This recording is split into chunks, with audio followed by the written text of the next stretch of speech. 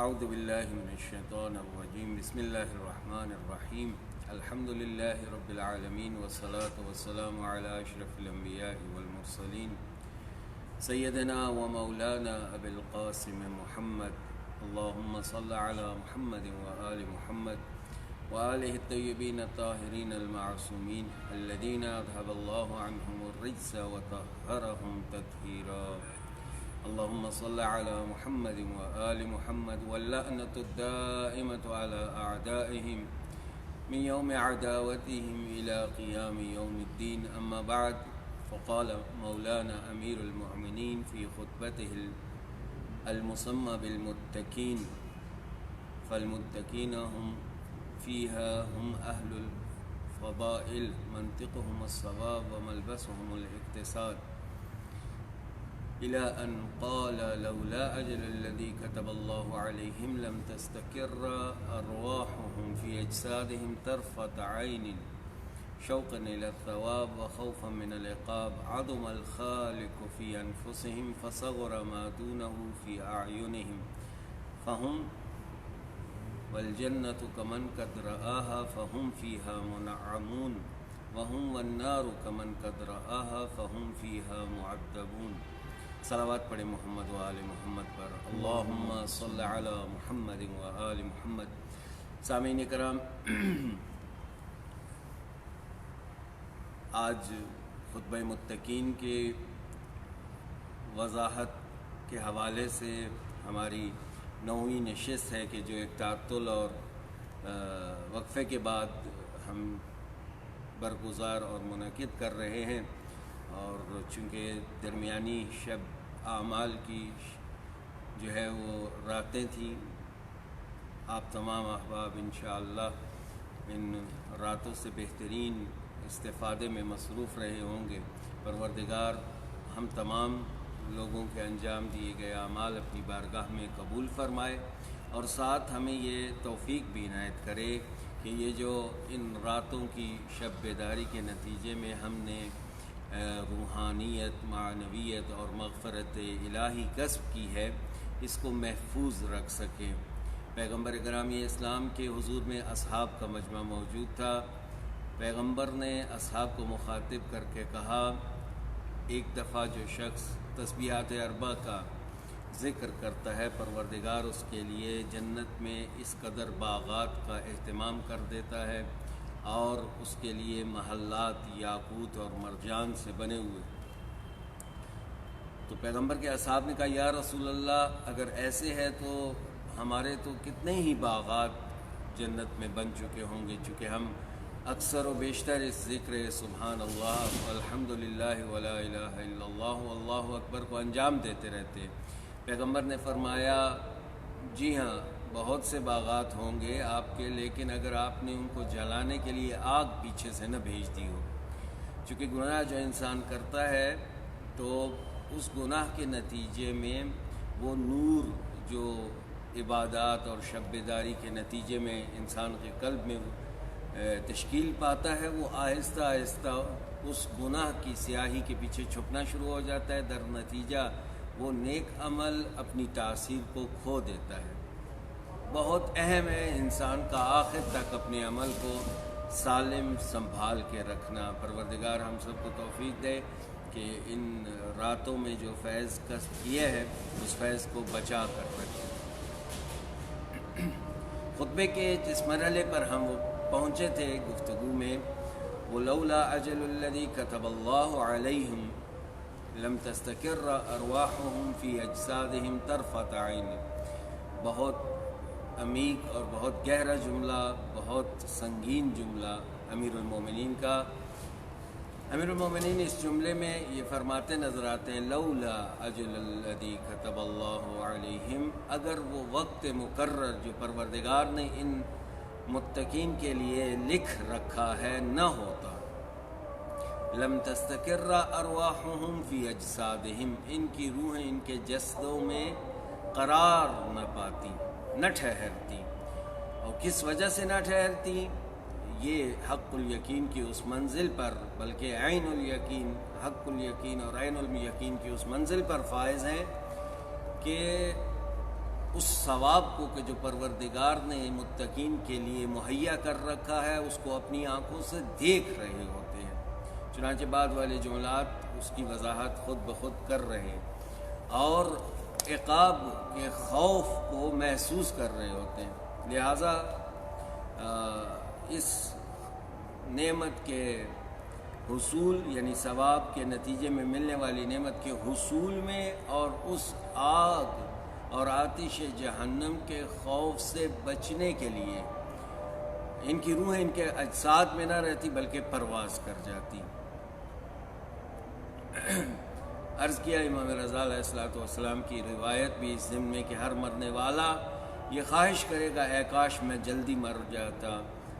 پوچھا گیا یا ابن رسول اللہ، مومن کی تو بات سمجھ میں آتی ہے کہ وہ نعمت کے حصول میں چاہتا کہ اے کاش میں جلدی مرتا اور نعمت مجھے یہ حاصل ہوتی جو ابھی مل رہی ہے اور دنیا کی سختی کو میں برداشت نہ کرتا۔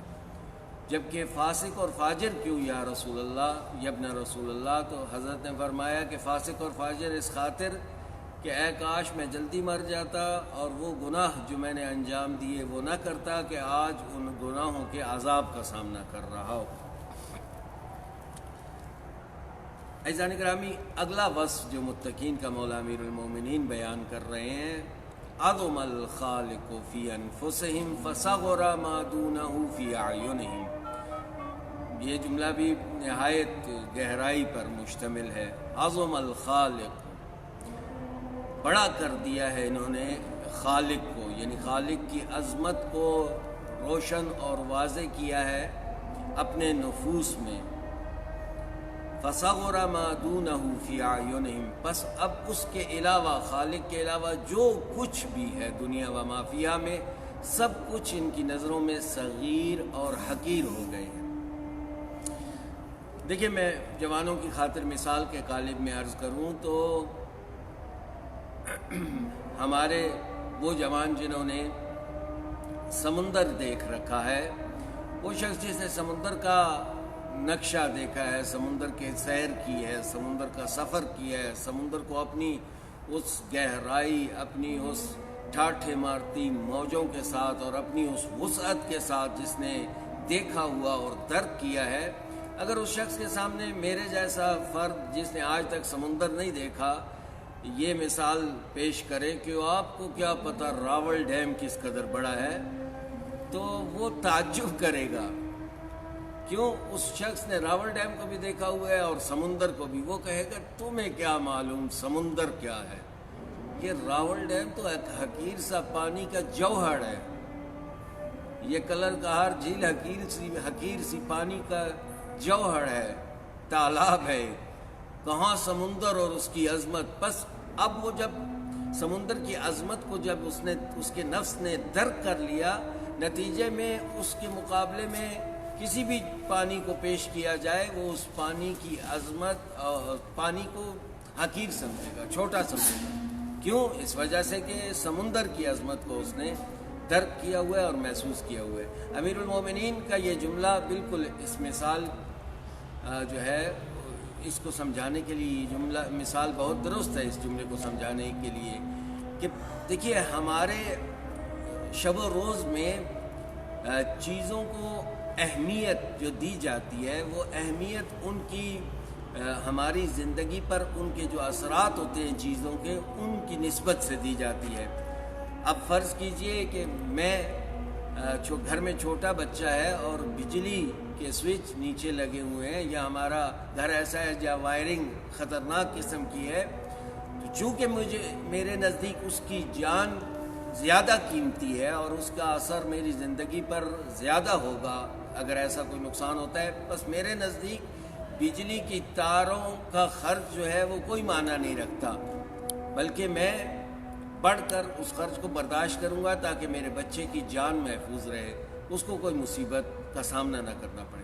بس ہم جس چیز کو جس قدر اہمیت اور جس قدر اس کو اپنے نفس کے لیے بڑا کر کے اور جس قدر اس کو اپنے نفس کے لیے اہم کر کے پیش کرتے ہیں، نفس اس کے بارے میں ویسا ہی رویہ اختیار کرتا ہے اور اس کے علاوہ چیزوں کو اس سے پست اور حقیر سمجھتا ہے۔ اکثر ہم ایک دوسرے سے کہتے ہیں جی وہ دن صبح ہوئی تو میں گھر سے نکلا تو 14 کاموں کی لسٹ بناتا ہوں گھروں سے نکلتے ہوئے. اکثر ہم ایک دوسرے سے ملتے ہیں تو کہتے ہیں میرا بڑا عرصے سے دل کر رہا تھا آپ سے ملوں، لیکن ملاقات کا سامان نہیں ہو رہا تھا. ہوتا یہ ہے کہ ہم اپنے گھر سے نکلتے ہوئے جن 14 کاموں کی لسٹ بناتے ہیں اس میں سب سے اہم سب سے اوپر رکھتے ہیں، اور اس سے نیچے اور اس سے نیچے اور اس سے نیچے. آخر میں شاہ صاحب سے ملاقات بھی کرنی ہے. یعنی شاہ صاحب کی ملاقات کا نمبر اصل میں اہمیت کے لحاظ سے آخری ہے. دن گزر جاتا ہے 10 کام بھی نہیں ہو پاتے، لہٰذا شاہ صاحب کی ملاقات ہمیشہ رہ جاتی ہے. جبکہ انہی شاہ صاحب کے ہاں کوئی فوتگی ہو جائے تو پہلی ترجیح شاہ صاحب کے ہاں جانا بن جائے گا. کیوں؟ اب میں نے اس شاہ صاحب کے ساتھ ملاقات کو اپنے نفس کو اس کی اہمیت کو سمجھا دی ہے. نتیجتاً میں اس کو جو ہے وہ اس کو فوراً انجام دیتا ہوں. تو متقین بھی وہ لوگ ہیں کہ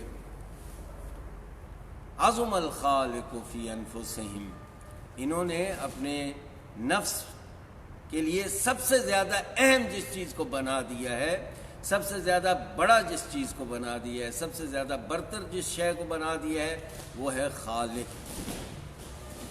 ان کا صانع، ان کا رب، ان کا پروردگار. سب سے زیادہ اہمیت اس کی بات کی ہے، سب سے زیادہ اہمیت اس کی اطاعت کی ہے، سب سے زیادہ اہمیت اس کی بندگی کی ہے، سب سے زیادہ اہمیت اس سے منسوب ہر شے کی. لہذا نتیجتاً فصغر ما دونہ، پس ان کے نفسوں کے سامنے اب خدا کے علاوہ ہر چیز حقیر ہے.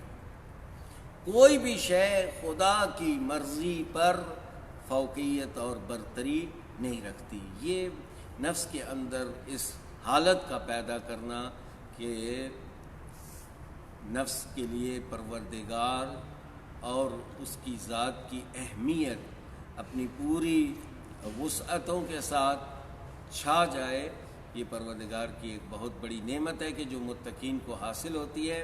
اور متقین کا حالت یہ ہوتی ہے کہ عظم الخالق فی انفسہم فصغر ما دونہ فی اعینہم فہم والجنۃ کمن قد رآ وہم فیہا منعمون. انشاءاللہ ان جملات کی وضاحت جو ہے وہ آئندہ نشست میں پچھلے جملے لولا اجل الذی کتب اللہ علیہم سے مربوط کر کے بیان کریں گے. معذرت خواہ ہیں، جیسے جو ہے وہ ہم آن لائن ہوئے چونکہ انتظار کرتے رہے برادران کی اذانوں کا، اور وہ اذانیں آج جو ہے 10 منٹ تاخیر سے شروع ہوئی کہ جیسے کہ بیچ میں اذانیں شروع ہو گئی تھی. پروردگار ہمیں اہل بیت علیہ الصلوۃ والسلام کی تعلیمات کو سمجھنے، ان پر عمل کرنے کی توفیق عنایت فرمائے. والسلام علیکم ورحمۃ اللہ وبرکاتہ.